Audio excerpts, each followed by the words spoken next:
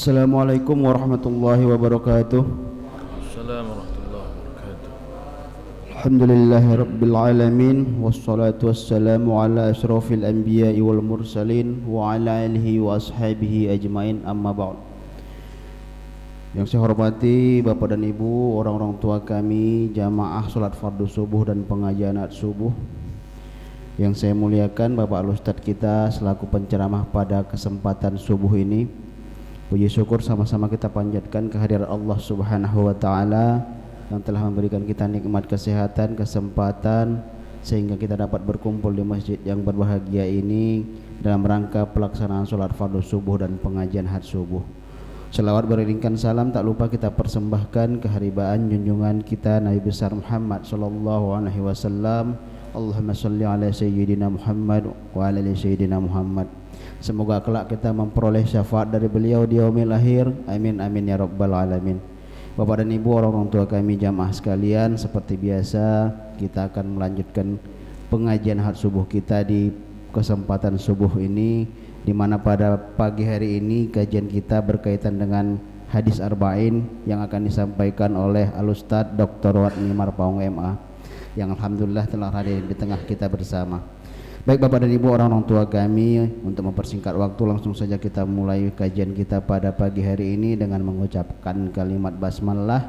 Bismillahirrahmanirrahim. Kepada Bapak Al-Ustadz, waktu dan tempat kami persilahkan.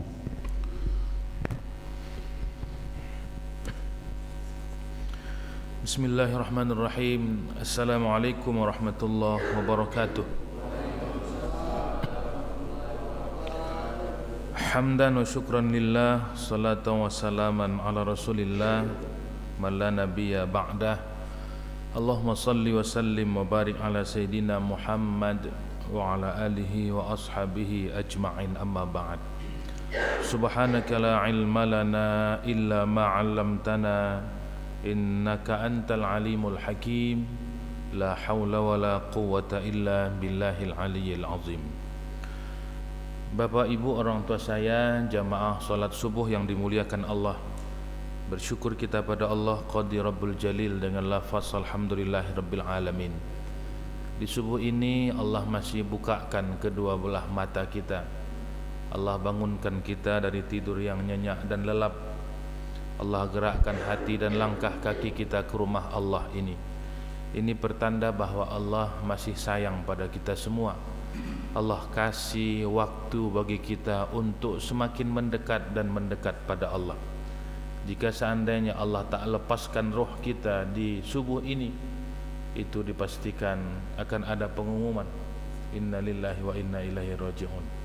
Tapi Allah masih sayang, Allah berikan waktu yang kita tak tahu kapan batas akhir waktu itu.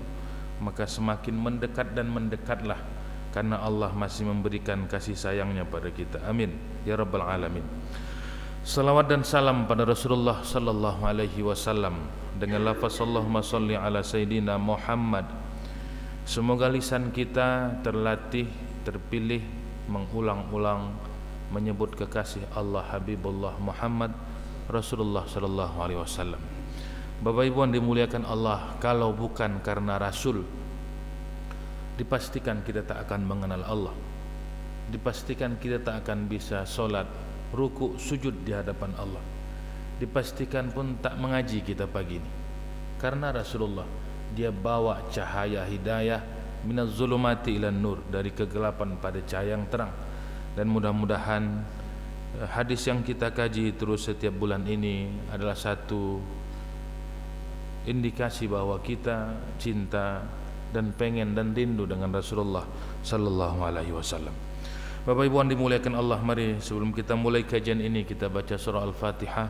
Semoga hidayah yang Allah berikan pada kita semua Allah istiqomahkan, Allah hunjamkan saudara-saudara kita yang sampai detik ini, yang kita kenal, yang jauh, yang dekat, yang mereka belum juga rukuk dan sujud di hadapan Allah. Semoga Allah titipkan hidayah. Yang sakit Allah angkat penyakitnya, dan yang sehat Allah bimbing dan jaga dari segala mara bahaya. Ala hadhihi niyyah as-salihah kiramil Fatihah. A'udzubillahi minasyaitonir rajim. Bismillahirrahmanirrahim. Alhamdulillah rabbil alamin, arrahmanir rahim. مالك يوم الدين إياك نعبد وإياك نستعين اهدنا الصراط المستقيم صراط الذين أنعمت عليهم غير المغضوب عليهم ولا الضالين آمين. Bapak Ibu orang tua saya dimuliakan Allah, pagi ini kita sudah sampai pada al-hadits tasi' wal 20, hadis yang ke-29. Hadis yang ke-29, halaman 25 Bapak Ibu ya. Halaman 25.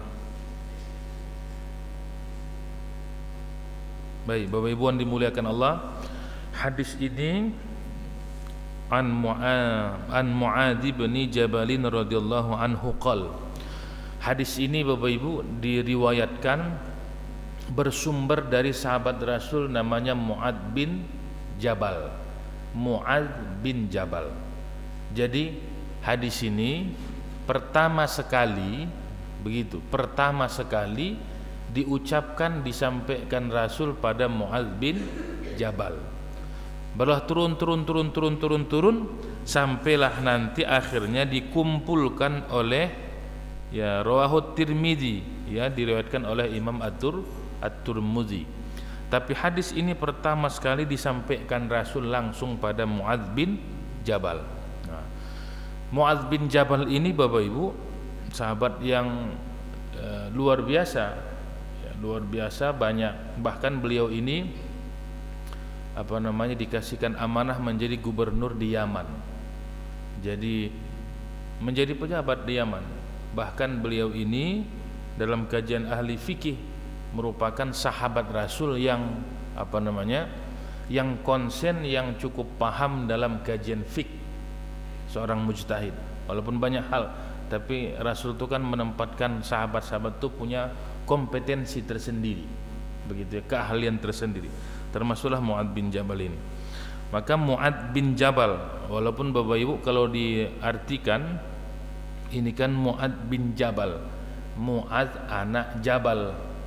Jabal itu gunung. Maka orang Arab itu suka dia memang menisbahkan sesuatu pada nama. Ya mungkin karena gunung itu kuat dan kokoh, gitu ya. Ayahnya pun mungkin ada nisbah Jabal, maka digunakan Jabal, ya. Sama juga mungkin dengan orang-orang kita Batak misalnya, ketika anaknya lahir itu kan sering dinisbahkan ya dengan nama-nama, bahkan hampir mirip. Ya, orang Arab pun dahulunya begitu anaknya lahir akan dikaitkan dengan masa dia lahir. Maka perang Badar gitu ya, amal fil, tahun gajah. Jadi saat itu misalnya ketika datang tentara Abraha, disebutlah Rasulullah itu lahir pada tahun gajah. Begitu. Jadi kalau ada anak-anak misalnya lahir tahun 2020, 2021, itu misalnya tahun Covid. Begitu. Ini amal Covid ini katanya kan. Lahir pada tahun Covid. Atau misalnya lagi pilpres, ini anak pilpres ini kita begitu. Jadi sering dikaitkan dengan itu. Bahkan misalnya kawan-kawan kita tradisi dahulu yang mungkin sekarang berubah. Kalau kita kawan-kawan kita yang bermarga misalnya Batak Toba misalnya, bahkan dulu begitu. Misalnya K Manurung, ada teman dulu. Kita pun heran apa K itu. Hanya disebut Manurung. Ternyata ditelisik rupanya K itu Kampak. Kenapa? Waktu lahir memang ayahnya waktu lagi mengkampak, maka Kampak Manurung. Maka terkadang kita pun sama dengan nama jalan kita, TB Simatupang. Apa TB? TB Simatupang itu panjangan, pokoknya TB Simatupang. Tahulah Bapak Ibu artinya itu. Itu tak dipanjangkan, kalau dipanjangkan ngeri juga orang jadinya. Jadi itu kultur yang terbangun saat itu. Begitu ada peristiwa lagi mengkampak, lagi martil, lagi manjat gitu kan. Kalau dipanjangkan itu rupanya M-nya martil gitu ya, manjat gitu. Karena dikaitkan dengan peristiwa waktu lahir. Sama, jadi Ada kemiripan, Allahu a'lam ya, antara Arab dengan tradisi Batak. Maka ada orang memplesetkan sebenarnya Kairo itu dari Karo itu gitu. Karena persoalan hilang i saja di Karo dan Kairo. Bapak Ibu yang dimuliakan Allah, sama Mu'adz bin Jabal. Kita pun sama. Maka orang Arab biasanya Bapak Ibu, karena dia sangat cinta dengan ayahnya gitu, atuknya, itu jangan salah, kita yang berbeda. Misalnya nama anak awak A, nama atuk B, nama misalnya uyutnya C gitu. Orang Arab biasa, anaknya Abdullah, ayahnya Abdullah, atuknya Abdullah, itu biasa itu. Misalnya begini, anak Rasulullah Fatimah gitu ya, kakeknya Abdul Muthalib. Neneknya Rasulullah siapa? Istri Abdul Muthalib. Ayahnya Abdullah, pamannya Abu Thalib, atuknya Abdul Muthalib. Istri Abdul Muthalib, neneknya Rasul siapa namanya? Ini kok Maulid pun hilang juga nih Ustaz. Yang kenal kita itu Abdul Muthalib.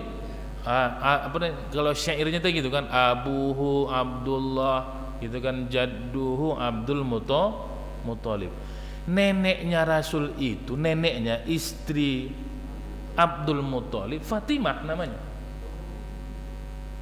Maka diambillah oleh Rasul nama anaknya Fatimah. Jadi orang Arab tradisi begitu. Misalnya kalau misalnya nama neneknya Ruqiyah misalnya.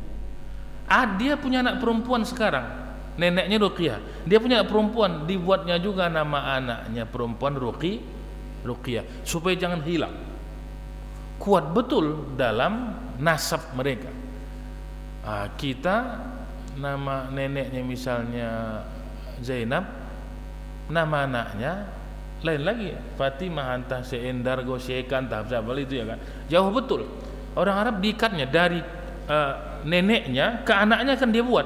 Nanti anaknya ini pun begitu punya anak, nama ayahnya atau ibu buatnya lagi.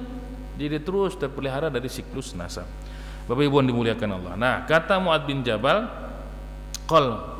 Mu'adz bin Jabal mengatakan qala qultu ya Rasulullah, bertanya. Ini qultu ini bukan aku katakan, Mu'adz bin Jabal bertanya pada Rasulullah, ya Rasulullah, ini menunjukkan dekat loh. Bahkan dalam satu riwayat Bapak Ibu, ini hadis ini yang kita baca ini Rasul lagi pulang dari satu perjalanan, sahabat yang lain di belakang. Mu'adz bin Jabal itu kudanya beriringan lah ya, beriringan dengan Rasul, beriringan dengan Rasul. Disitulah Rasul Mu'adz bertanya pada Rasulullah. Jadi ini Bapak Ibu hubungan, kalau kita sederhanakan, hubungan antara murid dengan guru, dengan sahabat. Maka nanti harus kita bedakan kenapa Rasul itu menyebut orang-orang yang Islam di awal itu dengan sahabat, bukan teman. Bahasa Arab teman itu sadiqun, teman. Sahabat bukan teman tapi sahabat. Beda. Sahabat itu Bapak Ibu itu bukan hanya kedekatan fisik, tidak, tapi emosionalnya dekat betul.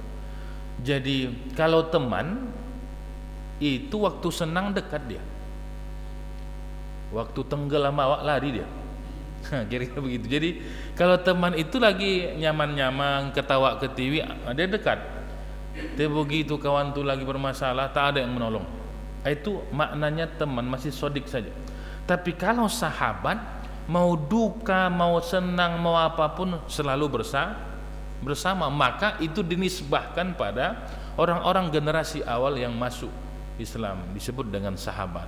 Berjuang sama, mati bersama gitu. Asalkan perintah Rasul sami'na wa ta'na, maka disebut Rasulullah ashabi. Walaupun Bapak Ibu harus kita ingat ada satu hadis itu Rasul pernah sebutkan pada sahabat, aku rindu dengan saudara-saudaraku, kata Rasul. Aku rindu syauq dengan saudara-saudaraku. Kata sahabat, ya Rasulullah, bukankah aku bukankah kami saudaramu? Tidak. Antum ashabi, kamu sahabatku. Lalu siapa saudaramu? Nah, ini yang menarik. Saudara. Jadi Rasul itu rindu dengan saudaranya. Siapa itu? Rasul mengatakan yu'minu nabi, mereka beriman padaku, walam yarauni, tapi mereka tak pernah melihat. Jadi Pak Sumar nih dirindukan Rasul betul ini Pak Umar. Apalagi kalau sempat disuguhkan Pak Sumar kopi apanya ya kan? Nah, karena ada kopi sana ya kan? Jadi kita ini Bapak Ibu entah siapa dirindukan Rasul ini. Kita beriman tapi tak melihat Rasul. Sahabat beriman nampaknya wujud Rasul. Mana pula ada ceritanya Manurung Simbolon Damanik kenal dengan Rasul. Tapi beriman, aku beriman asyhadu alla ilaha illallah wa asyhadu anna Muhammadar Rasulullah. Tak tahu kita, tak nampak kita bagaimana Rasul. Ini orang-orang yang seperti kita itu dirindukan Rasul. Maka harus berbalas rindunya nih. Jangan cinta bertepuk sebelah tangan. Rasul rindu. Awak tak berselawat pun tidak kita misalnya. Atau tak pernah kita balas cinta dan rindunya Rasulullah sallallahu alaihi wasallam. Bapak Ibu yang dimuliakan Allah. Maka Mu'adz bertanya, "Ya Rasulullah, akhbirni bi'amalin yudkhilni al-jannata wa yuba'iduni 'anil nar." Ya Rasul begini, cobalah kabarkan padaku, sampaikan padaku apa amal yang memasukkanku ke dalam surga dan menjauhkanku dari neraka. Jadi para sahabat itu Bapak Ibu motivasinya surga. Apa yang masukkanku ke surga, menjauhkanku dari neraka.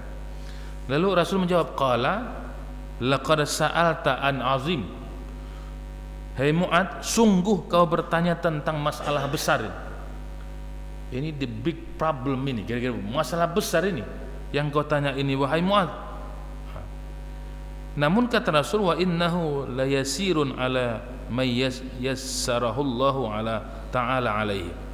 Tapi sesungguhnya walaupun besar ini masalah ini Mu'adz, masalahnya serius ini, urgen betul ini, tetapi sesungguhnya masalah ini mudahnya ini. Ini mudah bagi orang yang dimudahkan oleh Allah. Ini kalimat tauhidnya ini Bapak Ibu. Jadi sebenarnya ini masalah ini berat ini kalau kau pikul. Kalau kau pikul habis bahu min. Tapi kalau Allah mudahkan, mudahin. Ini dalam konteks kehidupan sama Bapak Ibu. Ini masalah hidup kita ini pun kalau kita katakan ini berat, kalau dipikul berat. Kecuali dia minta tolong pada Allah untuk dimudahkan. Kita semua masalah keuangan, masalah keluarga, entah masalah apa. Kalau dipikirkannya dan bagaimana caranya dia menyelesaikannya sendiri, telungkup dia. Telungkup bahasanya. Tak sanggup kita. Mengapa kalimatnya tak ada yang mudah kecuali dimudahkan, tak ada kesembuhan kecuali disembuhkan, sama ini. Tak ada yang mudah kecuali Allah mudahkan. Kalau Allah mudahkan, mudah itu. Maka ini pesan yang penting bagi kita, saya dan kita semua Bapak Ibu. Kalau ada masalah apapun tetap ya Allah mudahkan, ya Allah mudahkan. Kalaupun ada motivator, kan ada motivator, ya Allah kuatkan bahuku untuk memikul beban yang kau beri. Itu motivasi Bapak Ibu. Kalau dikasih Allah rehek juga bahu atau dikasih Allah itu tak sanggup kita. Maka tetap ya Allah mudahkan ya Allah masalah yang hadapi. Terkadang begitu dimudahkan Allah, dari jalan yang tak kita duga datang solusi. Tapi begitu kalau dia bersendiri ingin menyelesaikannya sulit. Itu yang kita sebut banting tulang jungkir balik, dia tak selesai masalah itu karena tidak Allah mudah.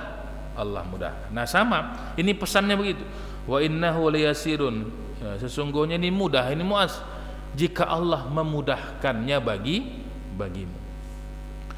Apa itu yang yang bisa mendekatkan, memasukkan ke surga dan menjauhkan dari neraka? Kata Rasul, ta'budullah la tusyrik bihi syai'a. Kau sembah Allah dan jangan kau syirikkan Allah dengan sesuatu apapun. Ini poin pertama nih Bapak Ibu, tauhid ini. berikutnya nanti cerita amal. Tapi yang pertama ini tauhid. Maka kita Bapak Ibu nanti dalam kajian tauhid, umat Islam itu kan ujung-ujungnya tetap masuk surga. Seandainya dibelah dadanya, tetap ternyata ada di hatinya Allah dan la ilaha illallah, ujung-ujungnya tetap masuk. Cuman jangan digunakan ini kalimat nih. Kalau begitu saat kita bantai dunia ini dulu, kata pula, iya kan?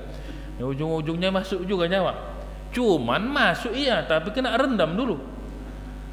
Pokoknya dikuliah sama orang terus, entah gimana modelnya itu ya, direndam habis-habisan dulu. Masuk. Maka nanti Bapak Ibu dalam hadis yang pertama kita sebutkan betapa sayangnya Rasul dengan kita.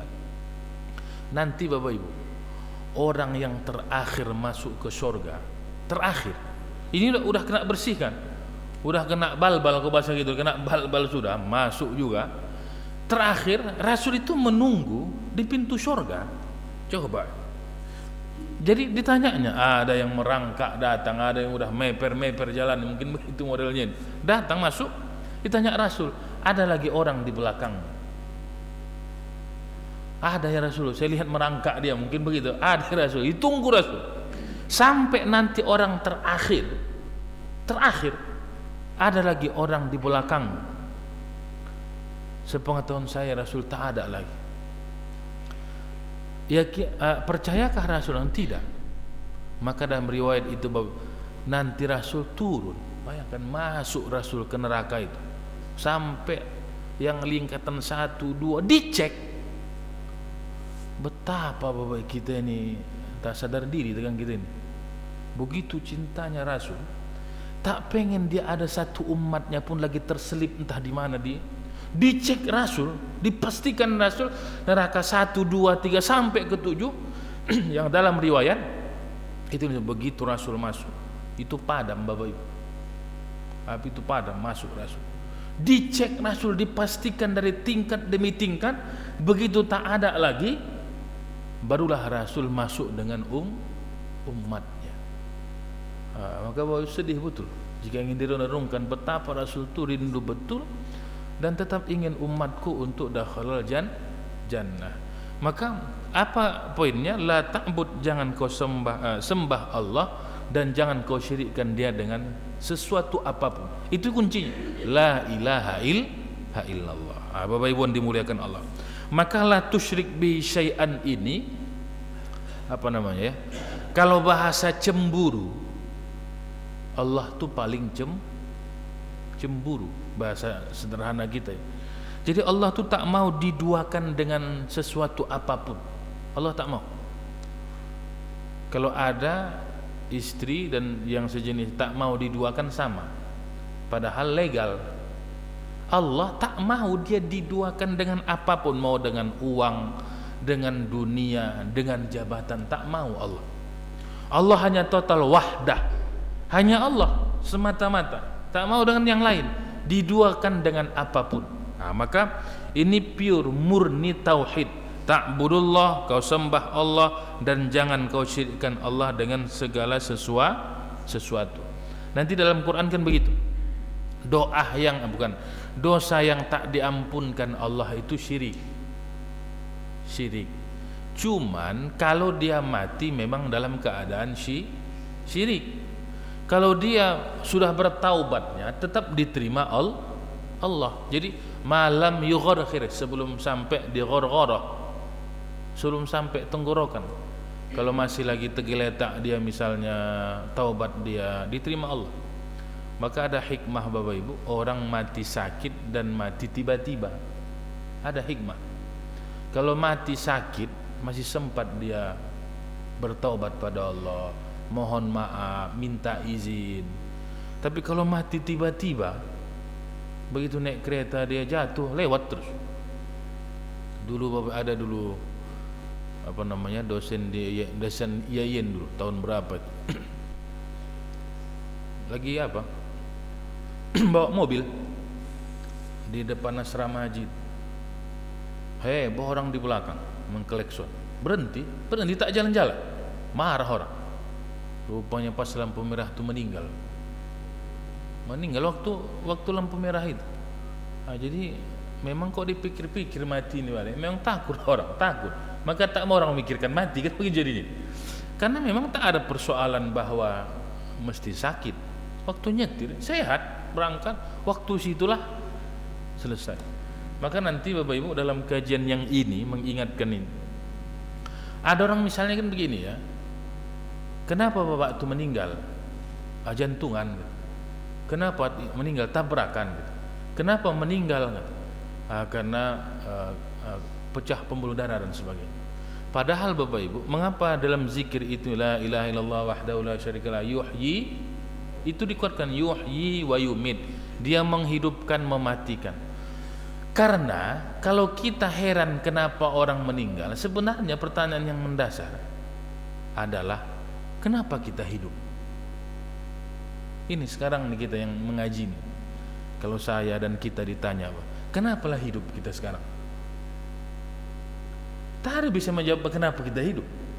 Bukan karena awak menjaga makan, jaga kolesterol, tidak. Ada orang jaganya kolesterol asam urat dan mati juga di tiba-tiba. Mati juga. Saya Ustaz goes sepeda saya kan. Setiap minggu goes saya dari mulai pagi sampai sore goes kan. Mati juga kawan. Jadi tidak, kalau ditanya kita secara ilmiah kenapa hidup, tak ada bisa menjawab ini. Karena jaga kesehatan tidak, ada orang sakit tak mati-mati, ada orang sehat mati. Jadi ini makna untuk kita mengatakan bahwa memang kita dalam genggaman Allah. Itu aja. Ada orang aku ini harus sehat, ini kalau harus panjang umur, tidak. Ada orang tiba-tiba jatuh dari pesawat, wassalam. Ya kan? Ada orang misalnya lagi sujud meninggal. Dan itu tak dibuat-buat. Awak coba dulu lama-lama sujud entah mati kita pula. Tak mati juga, agak 1 jam dibuatnya sujud. Bangkit juga dia. Jadi memang hidup dan mati itu di luar kendali kita. Maka yang disebutkan oleh para ulama begini, kita sibuk memikirkan, memaintenan yang di luar diri kita. Aset, kekayaan gitu ya, jabatan, apapun namanya. Kita sibuk memaintenan itu. Padahal yang paling vital dalam hidup kita ruh yang kita sekarang bergerak, ini kan ruh semua ini. Itu di luar kendali kita, Bang. Di luar kendali kita. Kalau sempat hari ini cep dicabutnya, jangankan pisang, saja belum sempat tak bisa. Jadi di luar kendali. Maka itu yang disebut Rasul, aksiru banyak-banyak mengingat mati. Maka oleh Rasul disebutkan bahwa orang akan semua diampunkan dosa kecuali sebelum sampai ghor-ghoroh. Maka dalam riwayat sering kita ulang, Fir'aun Bapak, begitulah dajjalnya dia dengan Nabi Musa mengaku dirinya Tuhan. Jadi dalam sejarah tidak ada makhluk yang pernah mengaku Tuhan kecuali Fir'aun. Iblis saja yang membuat orang sesat itu tak pernah mengaku Tuhan. Maka begitu Fir'aun mengatakan dirinya Tuhan, itu iblis pingsan. Ini tak pernah kuajarkan ini gitu. Tapi ada pula muridku lebih hebat dari aku. Maka ini muridnya kepintaran dari iblis, lebih pintar dari iblis. Maka dan At-Tabari sebutkan pingsan iblis. Mengapa tak pernah terbayangkan iblis ada orang yang melebihi dia? Pingsan dia ternyata ada yang lebih pintar dari aku. Maka Firaun mengatakan ana, itu kalimatnya luar biasa, ana rabbukumul a'la, aku Tuhan yang paling tinggi. Maka bacaan sujud kita itu subhana rabbiyal a'la, engkau yang paling tinggi, aku hina ya Allah. Itu yang digunakan Firaun, aku Tuhan yang paling tinggi bagi kamu. Walaupun tak tahu kita berapa jam pingsan, iblis tak sebutkan, pokoknya pingsanlah dia karena kalimatnya Fir'aun. Nah, walaupun Fir'aun sampai mengatakan dirinya Tuhan, begitu lewat dia mengejar Nabi Musa di Laut Merah itu, sampai di ujung lalu bersatu balik Laut Merah itu, dia terkejut. Habis kembali mereka di dasar lautan, berjalan kembali bersatu lautan itu. Begitu sudah bersatu, dia pun sudah terbalik, terbanting dan sebagainya. Baru munculnya dia yakin, benar Tuhannya Musa. Begitu benar, mau diucapkannya lah syahadat, mau diucapkannya, begitu mau diucapkannya Bapak Ibu, rupanya Jibril pun lama geram kali minyak kawan tu rupanya. Udah mau selama ini udah mau dipistiknya ya rupanya kawan. Cuman tak ada perintah. Karena kalau sempat Fir'aun mengatakan aku beriman pada, diterima Allah. Maka luar biasa Allah. Maka tak bisa kita bandingkan kita dengan Allah. Sebejat-bejatnya orang ketika datang pada Allah, tetap Allah ampunkan. Jadi ghadabnya Allah itu dikalahkan oleh rahmatnya Allah. Maka begitu Fir'aun ingin mengatakan aku taubat, aku beriman, diambil Jibril tanah, dalam satu riwayat disumbatkannya ke mulut Fir'aun. Begitu mau diucapkannya disumbatkan oleh Jibril, tak bisa lagi dia ngomong oleh mengatakan aku beriman, maka mati kafirlah Fir'aun. Jadi Bapak Ibu begini ya, ini semua yang terjadi ini, itu secara tauhid bismillah. Mau tsunami, mau gempa, itu secara aturan, itu secara ilmu lempengan jatuh dan sebagainya, itu jangankan gempa, ini rotasi semua siklus planet ini Bapak, itu kan qaddarahu, berada pada relnya, macam rel kereta api. Itu kalau keluar dari relnya jadi tape kita nih, jadi tape habis semua. Tapi karena memang dari relnya, kata Allah tetap berjalan di situ, tetap matahari dalam lingkarannya, bulan tetap. Kalau berantuk, wassalam gitu, mudah sekali. Sama, maka dalam satu hadis qudsi itu air laut itu pernah bermohon pada Allah, ya Allah, izinkan kami, aku ya Allah, untuk menenggelamkan orang yang di darat itu yang banyak maksiat padamu ya. Banyak kali maksiat mereka. Kata Allah, jangan. Nanti itu dari bahagian kajian luar biasanya istighfar itu. Wahum yastaghfirun, masih banyak orang yang diantara mereka istighfar pada. Jangan kau lakukan. Kita nih Bapak Ibu secara geografi 2/3 lautan, 1/3 daratan. Itu tiga banding itu lebarnya lautan itu dibandingkan daratan. Kalau ditenggelamkan laut nih, wassalam kita semua ini. Habis tenggelam itu. Tapi Allah tahan, jangan. Sama dengan di Cianjur itu, Cianjur tadi malam lagi di mana itu? Di Bogor ya. Ya, dia di Garut ya. 5, sekian. Terus dub. Ya. 6,1 di Garut itu kan. Artinya Bapak begini. Alam, ingat bahwa bencana alam itu ulah kita yang mengundang. Itu secara tauhid. Perbuatan kita yang mengundang datang bala Allah. Dan itu ditegaskan pada kisah Nabi Yunus. Nabi Yunus itu Bapak Ibu, umatnya maksiat pada Allah, datang perintah, hai Yunus, kalau mereka tak tunduk padaku, ditinggalkan yang maksiat, datang bencana ini. Disampaikan Nabi Yunus, tunduklah pada Allah, kembali beribadah dan jangan syirikkan Allah, kira-kira begitu. Kalau tidak akan datang bencana Allah. Kata umatnya, cakap-cakap Yunus saja itu, kata ada itu kata. Yang begitu umat cakap-cakap Yunus saja itu. Tak yakin mereka. Cuman salahnya Nabi Yunus di situ, ditinggalkannya umatnya di situ salah. Seminggu sebelum datang azab ini ditinggalkan Nabi Yunus. Maka tak boleh meninggalkan medan dakwah, dan tak ada perintah pada Nabi Yunus meninggalkan dakwah. Ditinggalkan Nabi Yunus. Begitu ditinggalkan Nabi Yunus, umatnya sadar, dilihat mereka alam yang berbeda. Ini betul kata Yunus ini, datang bencana ini. Mereka lihat awan hawa berbeda. Maka mereka berbondong-bondong menjumpai dan menemui Nabi Yunus di rumahnya. Sampai di rumah Nabi Yunus tak ada Nabi Yunus lagi. Gawat kita ini, udah pergi Nabi Yunus ke gelir ini. Wassalam lagi buat azab Allah nih. Maka dalam Quran disebutkan Bapak Ibu, begitu Nabi Yunus meninggalkan, mereka sadar apa yang dilakukan oleh umat Nabi Yunus. Mereka istighfar beramai-ramai dan mohon ampun pada Allah. Apa yang terjadi Bapak? Ditahan Allah, bencana itu tak jadi diturunkan Allah karena istighfar. Malah Nabi Yunus yang diingatkan Allah. Nabi Yunus itu diingatkan Allah meninggalkan dakwah, meninggalkan yang namanya kebaikan. Maka Nabi Yunus itu dalam riwayat naik kapal di tengah lautan di besar badai, akhirnya oleh kapten kapal ini harus ada yang dibuang. Kalau barang tak mungkin, oranglah yang dibuang, harus diundi. Diundi nama. Satu kali undi keluar Nabi Yunus. Putar lagi Nabi Yunus juga. Putar lagi nama Nabi Yunus. Tak ada lagi Yunus.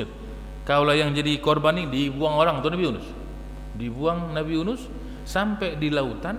Bukan begitu saja. Datanglah ikan nun, paus memangsanya.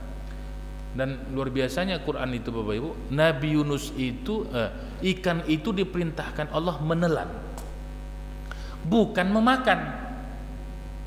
Kalau ikan kan dimakannya itu, dikunyahnya dulu. Tapi perintah Allah menelan. Maka masuklah Nabi Yunus ke perut ikan. Kalau perintahnya makan, lumat Nabi Yunus. Jadi tetap perintah Allah. Sama yang namanya pun ini gempa, tetap izin Allah. Maka itu mengundang. Jadi kalau ingin tak datang, dan jangan pernah kita begini, ada yang terbersih dalam pikiran saya. Ada orang begini, di Medan Ustaz tak akan terjadi bencana. Ada kalimat begitu. Di Cianjur itu kan berbukit-bukit, bisa begitu. Di Aceh itu kan tsunami, pinggir laut. Kita ini mana mungkin? Bagi Allah tak ada yang tak mungkin. Yang tak terpikirkan kita terjadi. Itu Bapak Ibu, Sibaya, Sinabung, Danau Toba itu kan di atas kita itu. Nauzubillah, summa nauzubillah. Kalau retak sedikit, kalau kita terpaksa buat sampan kita dulu. Habis bersampan semua di Medan. Awak jangankan begitu, 3 jam saja hujan kita ini udah gawat kita Medan. Kalau sempat retak, kalau itu Pak Ridwan, Pak Sumar buka apa namanya panglong itu buat sampan itu, buat sampan macam cerita Nabi Nuh. Maka cerita Nabi Nuh itu kan cerita banjir bandang besar betul sekali.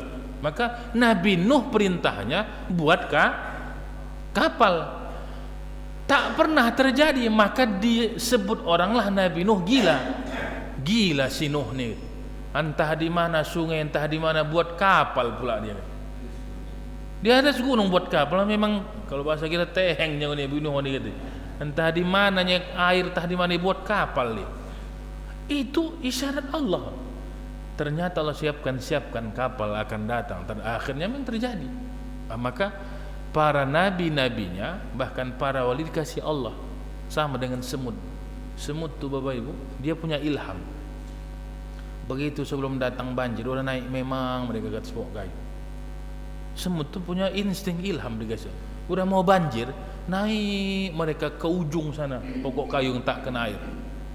Awak datang disiram pula. Semut tu ngapa orang naik? Padahal tahu naik ke sana mau datang air. Bapak Ibu yang dimuliakan Allah. Kembali kita ke sini. Wa tuqimas shalah wa tu'tiyaz zakah wa tasum Ramadan wa tahujjal bait. Jadi jika engkau ingin masuk surga, bertauhid pada Allah, dirikan salat, keluarkan zakat, puasa Ramadan, dan laksanakan haji. Gitu ya. Walaupun tak tahu kita porsi haji ini sekarang sampai 30 tahun ya kan. Wa tahujjal bait. Summa qala, kemudian Rasul mengatakan, ala adulluka ala abwabil khair. Apakah mau aku tunjukkan padamu wahai Mu'ad pintu-pintu kebaikan? Disebutkan Rasul, as-saumu junnah, puasa itu benteng. Was-sadaqatu tudfi'ul khati'ata kama yudfi'ul al-ma'un nar. Sedekah itu memadamkan, menghilangkan kesalahan sebagaimana air memadamkan api. Jadi puasa itu junnah, benteng. Semakin banyak dia puasa, maka akan banyak benteng-benteng dirinya dalam kebaikan. Kemudian sedekah itu memadamkan. Dalam riwayat lain, sedekah itu memadamkan amarahnya Allah. Jadi Bapak Ibu, kita istighfar itu mengampunkan dosa, tapi jangan salah, sedekah itu juga mengampunkan dosa.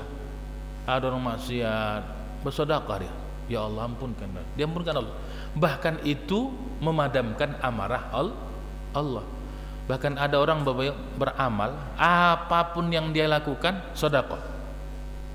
Mau berangkat di perjalanan, singgah dia dulu, bersedekah, ya Allah selamat, dan kemudian sudah selamat. Itu bahkan ada satu testimoni Bapak Ibu menarik itu, ada orang yang mungkin itu ya, mungkin bagi dia itu keyakinan dia, ketika perjalanan terbalik mobil di jalan tol ini, terbalik semuanya habis, tapi semuanya sehat, tak ada yang terluka gitu.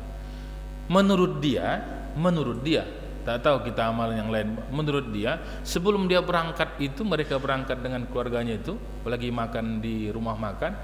Sebelum mereka masuk tol dan berangkat itu, dia berinfak memasukkan uangnya ke tabung infak yang ada di rumah makan. Dia berasumsi, menduga kuat, itulah mungkin kebaikan yang aku lakukan sehingga Allah jauhkan aku dari kecelakaan, bahkan fatal dengan kecelakaan itu. Tapi benar kata Rasul begitu, wassadaqah, sedekah itu mematikan, menghilangkan amarah Allah dan menghilangkan kesalahan, diampunkan Allah sebagaimana air memadamkan api. Lalu wasolatur rajuli fi jawfil lail, dan salat seorang laki-laki pada penghujung malam, salat tahajud. Ini pintu-pintu kebaikan. Puasa, sedekah, dan bangun di tengah malam tahajud. Ini lagi musim bola ini banyak juga tahajud ini. Cuman sekarang karena mantap bola tuh, hilang tahajud, bola terus. Padahal sebenarnya itu isyarat juga itu Bapak, supaya bangun dan tahajud. Tsumma tala, kemudian Rasul mengatakan tatajafa junubuhum anil madaji. Ini ayat Quran ini. Orang-orang yang merenggangkan lambungnya dari tempat tidur. Jadi merenggangkan lambungnya dari tempat tidur. Kita jangankan merenggangkan, rapat kurang rapat, sampai tertidur betul, payah bangun malam.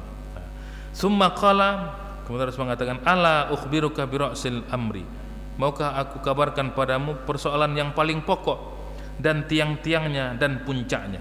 Kata Mu'adz bin Jabal, qultu bala, siap ya Rasul. Qala, kata Rasul, ra'sul amri, pokok persoalan itu Islam, tiang-tiangnya salat, wa dirwatu sanamihi al-jihad, dan puncaknya jihad. Nah, ini tips-tips pintu-pintu kebaikan yang disebutkan Rasul. Summa qala, maukah aku kabarkan padamu hai Mu'adz apa yang menguatkan itu semua?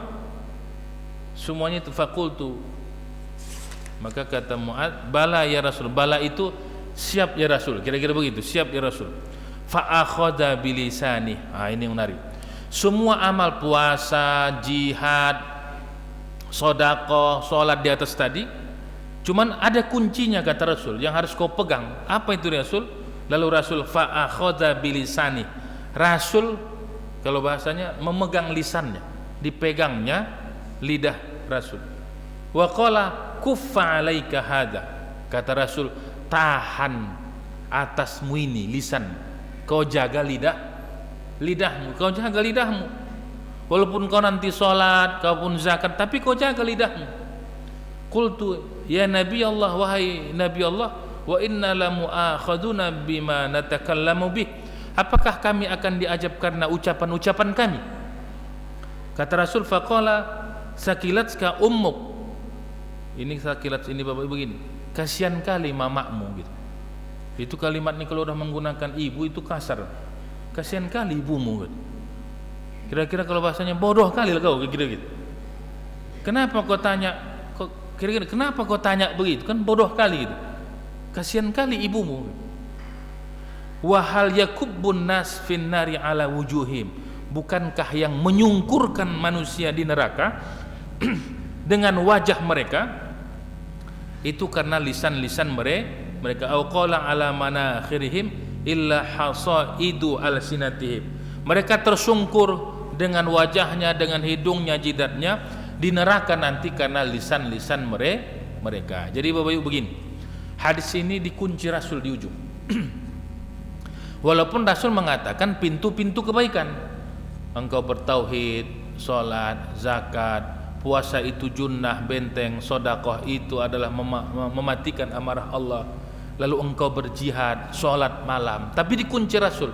Tapi kata Rasul, jaga lisan. Itu ujung. Karena banyak orang terjerumus karena lisan. Bapak Ibu, ada orang misalnya, itu si Polan tuh kalau tak ku bantu dulu kuliah tak jadi orang itu. Habis. Itu dulu masjid tuh kalau tak ikut kita dulu tak jadi begitu masjid. Selesai.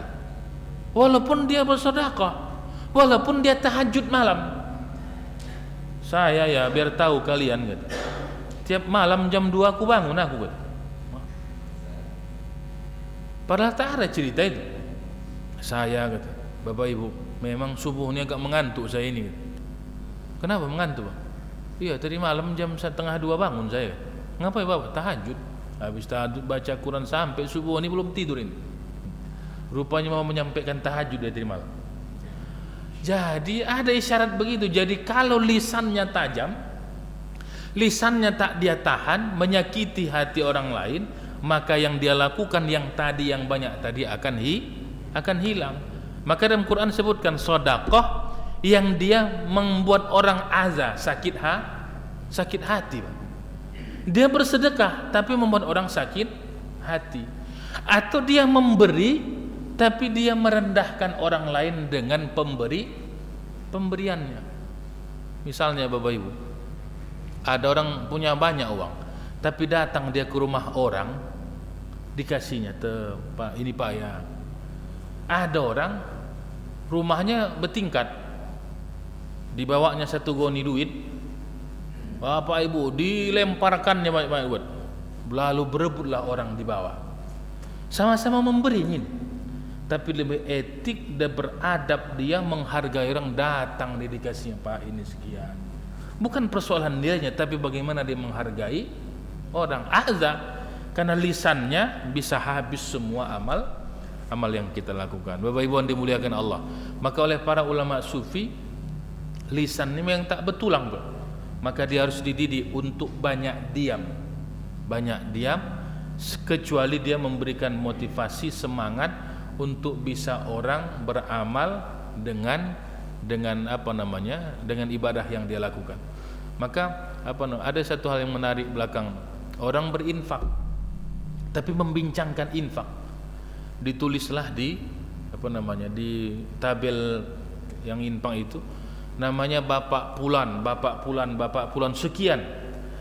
Lalu ada hamba Allah. Itu yang menarik.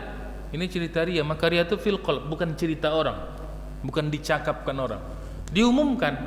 Lalu di depan masjid ini udah lagi habis sholat berjamaah, diumumkan Bapak Pulan 200.000. Yang berimpak ini datang. Gue tengok cuma impak gue ngomong orang, Bapak Pulan 1 juta. Lalu orang yang berimpak ini ada di situ, lalu membincangkan infaknya yang 200 ke atas. Lalu tiba-tiba ada Bapak Pulan 20.000. Semua yang berimpak banyak tadi melihat yang 20.000. Bahagaya saya kawan, rupa 20.000 impaknya. Lalu ngomong di depan, itu makanya tak boleh kita berimpak ini sebut nama. Harus hamba Allah supaya tak tahu orang. Ngomongin dengan yang sebut harus hamba Allah. Lalu disebutkan hamba Allah 500.000. Kau tengok hamba Allah, tahu kau siapa hamba Allah? Aku itu kata. Jadi rusak juga jadi. Jadi penyakit juga yang hamba Allah aku itu kata. Jadi Bapak Ibu begini, cerita kaji kita ini pada diri kita. Ya, apa yang kita kasih kita berikan. Ya, ikhlas itu tak pernah menghitungnya, bahkan tak pernah melihat ke belakang. Dan mudah-mudahan Bapak Ibu, poin hadis ini tetap yang disebutkan Rasul kita beramal lakukan, tapi ujungnya kata Rasul kunci jaga lisan kita supaya tertata dan termanage amal-amal yang kita lakukan. Mudah-mudahan ada manfaatnya, lebih dan kurang mohon maaf. Billahi taufiq wal hidayah. Wassalamualaikum warahmatullahi wabarakatuh. Waalaikumsalam warahmatullahi wabarakatuh. Baik Bapak dan Ibu, demikianlah tadi kajian kita yang telah disampaikan oleh Bapak Al-Ustaz Hadis Arba'in yang ke-29. Baik Bapak dan Ibu, orang tua kami, mungkin ada yang boleh ditanyakan sebelum kita tutup. Kita batasi 1-2 pertanyaan, kami persilahkan. Ada Pak Bu yang mau ditanya? Baik, Enggak ada ya. Kalau memang tidak ada, sebelum kita tutup, mungkin dari Ketua BKM ada yang mau disampaikan. Baik, kalau memang tidak ada, kita akan tutup pengajian kita dengan doa dan kembali kami mintakan kepada Bapak Ustadz untuk membawakan doa. Astaghfirullahaladzim alladzi la ilaha illa huwal hayyul qayyum wa atubu ilaih. Alhamdulillahirabbil alamin. Wassalatu wassalamu ala asyrafil anbiya'i wal mursalin sayyidil mursalin wa ala alihi wa sahbihi ajma'in. Allahumma lakal hamdu kulluh wa lakal syukru kulluh wa lakal mulku kulluh wa lakal khalqu kulluh biyadikal khairi kullih na'udzubika minasy syarri kullih birahmatika ya arhamar rahimin. Allahumma ya Allah, wahai zat yang membolak-balikkan hati kami, istiqamahkan hati kami di jalan-Mu ya Allah, jalan siratal mustaqim.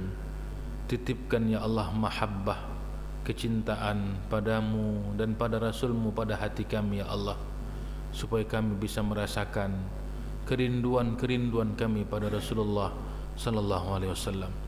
Allahumma ya Allah, jadikan kajian hadis yang kami ulas dan kami kaji adalah bentuk kecintaan kami pada kekasih-Mu Habibullah Muhammad Rasulullah sallallahu alaihi wasallam. Allahumma ya Allah, berkahi ilmu dan amal kami, berkahi rezeki dan keluarga kami, berkahi segala apa yang kami miliki ya Rahim, agar kiranya hanya tertuju padamu dan mengharapkan ridha-Mu ya Rahman. Rabbana atina fid dunya hasanah wa fil akhirati hasanatan wa qina adzaban nar. Walhamdulillahi rabbil alamin. Taqabbalallahu minkum wa minkum taqabbal ya karim. Alhamdulillahi rabbil alamin. Demikianlah tadi doa yang telah dibawakan oleh Bapak Al-Ustadz. Maka dengan demikian berakhirlah pengajian Ahad Subuh kita pada kesempatan pagi ini. Baik Bapak dan Ibu orang tua kami, seperti biasa setelah kita mendengarkan kajian subuh kita akan mengadakan sarapan pagi bersama, di mana pada pagi hari ini yang menjadi penyedia konsumsinya ataupun ahli baitnya adalah keluarga Bapak Pasaribu dan Bapak Suhrul Lubis. Kami ucapkan terima kasih kepada Bapak berdua, semoga ini menjadi amal jariah bagi keluarga dan diberikan Allah balasan pahala yang berlipat ganda. Amin amin ya rabbal alamin. Demikianlah pengajian Ahad Subuh kita.